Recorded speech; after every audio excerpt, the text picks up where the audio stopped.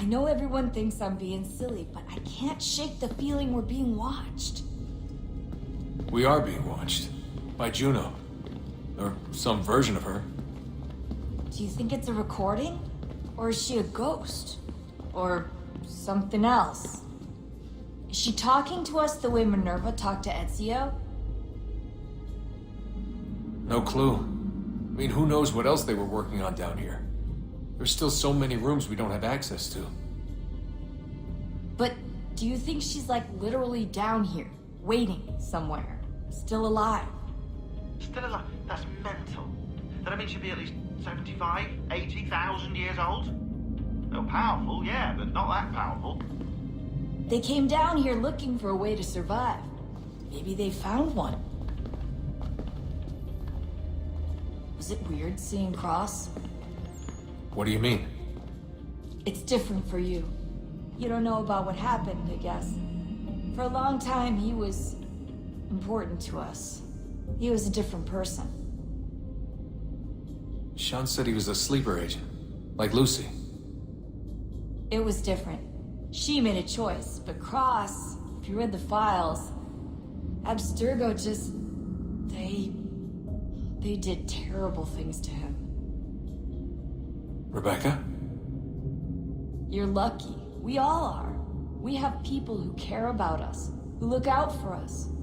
He was all alone, and the people he thought he could trust, they used him. Did you know him? No, but I knew Hannah. Who's that? She tried to help him. She trusted him. But there was a raid about a year ago. She stayed behind so the others could escape. Tried to reason with him to see if she could fix things. Well, what happened? What do you think happened? He killed her. That's what he does. That's all he knows how to do. Sometimes it seems like that's all any of us know how to do. Rebecca. I just want to be... Son, I owe you an apology. I shouldn't have lashed out like that. You have to understand, I've never been very good at this. Never mind that we live rather extraordinary lives. Yeah, I kinda liked my ordinary one. You can't escape who you are, Desmond. So I've noticed. Look, it's silly for us to go back and forth like this. I admit, I did a shitty job raising you. I apologize, I'm sorry. But it's important you understand it didn't come from a bad place. You're my son. I love you. I guess I was so busy trying to make sure nothing bad happened, I didn't consider the consequences. Truce. I can't believe it's taken me so long to ask, but... How's Mom? She's not... No. Your mother is fine. We decided it was safer if we split up for this job. Always assuming the worst. For good reason. Can I at least say hi to her? I'm sorry, it's too risky. Maybe when we're done. Right. When we're done.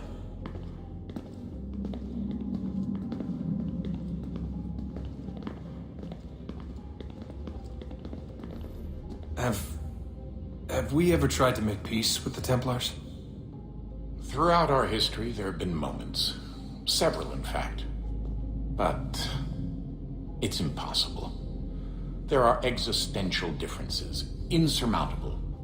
If there were to be unity, it wouldn't be a truce so much as a submission.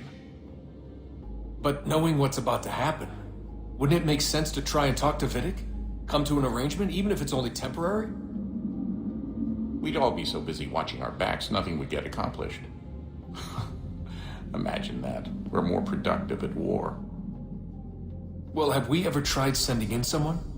Doing to them what they did to us with Lucy? Or Cross?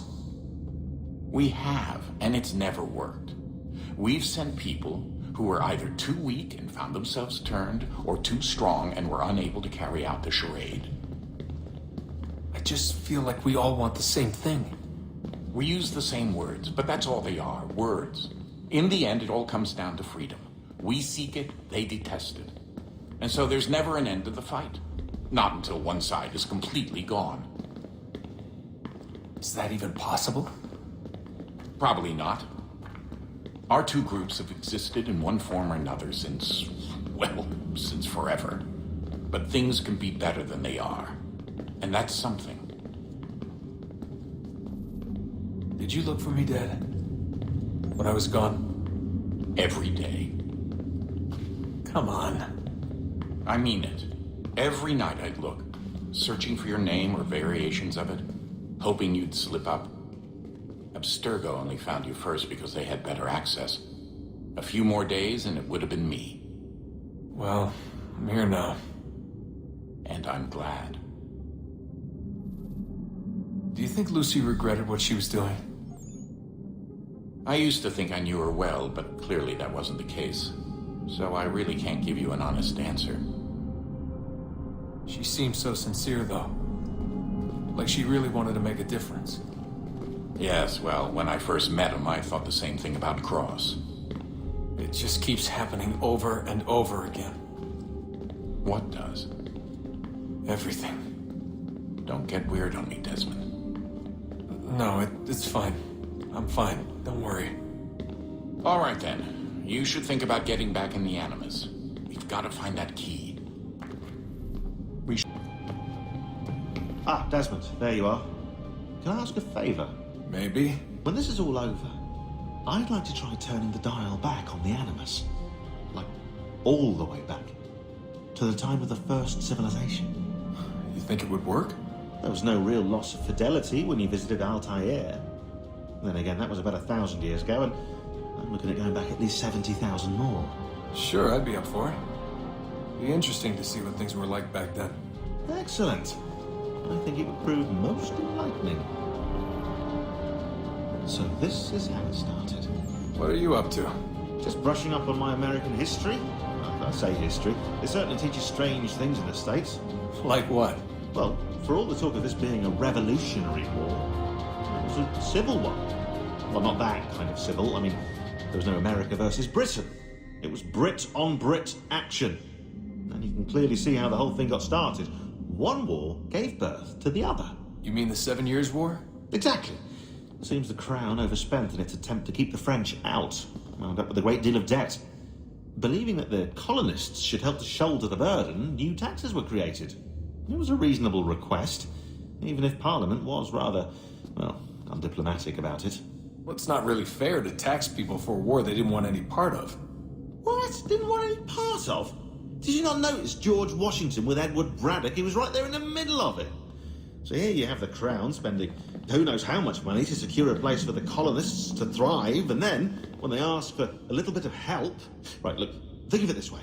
King George and the colonists, they all go out to dinner, right? And when the bill comes, George asks for them to kick in and pay their share. Fair enough. Now keep in mind, he's been taking them out to dinner gratis for decades now. But the colonists, oh no, they insist they only had a glass of water and a side salad. Never mind the table's full of half-eaten food and empty bottles of wine. Now when the king points this out, what do the colonists do? Oh, they flip the table over and they storm out the restaurant.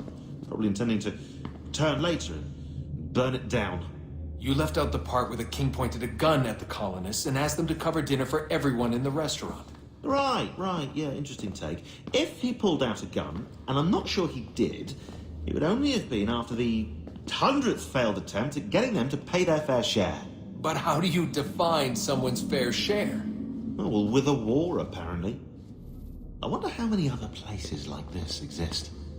There are dozens of them, all over the world. And somehow no one's ever found one before us. I don't think that's true. Oh? When I was at Abstergo, Vidic talked about silencing discoveries made by non-Templars. And I'm sure Abstergo has dug up plenty. The things they must know. Regretting throwing in with us? No. Just looking forward to when we can finally trounce those bastards so I can dive into their archives. Oh, I think I found a lead on another power source.